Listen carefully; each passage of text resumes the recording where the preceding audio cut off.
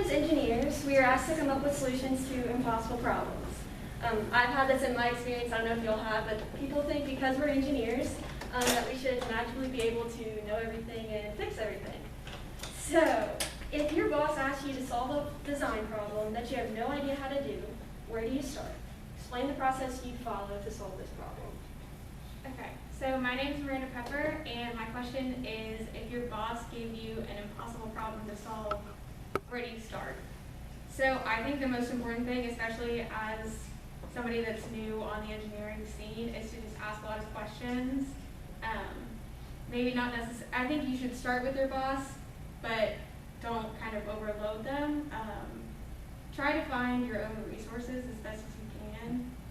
As long as you have kind of a general idea of like, what are the goals, what do you need done, like finding your way to start that research, to break it down into kind of, instead of just one task that needs to be done, a like system of, okay, if I get point A done, then I can get point B done, then I can get point C done, and then eventually maybe we can solve this impossible problem. But I think the most important thing when you're approaching something like that is asking a lot of questions, and then looking to your peers, looking to people who've been in the company longer than you have, possibly finding a sort of mentor among the company that you can turn to maybe ask them questions before you ask the boss, so that you feel a little bit more comfortable instead of kind of showing that you have tried and like work to find a solution, but can approach the boss and say, hey, like I've talked through this, I've done this,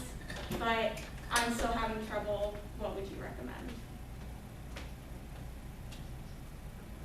Let's say your boss gave you a 40-hour project deadline, so a whole week of work.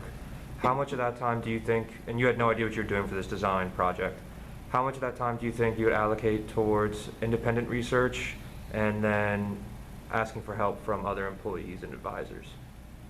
I would say probably the first like 10% asking for help as just a starting point, and then maybe another 20% for actually doing your research, and then once you've gotten that, kind of another 20% talking over your research with your peers, with the people that you've had a chance to discuss it with, getting their opinion, and then the rest of it going into the actual design work and getting it done.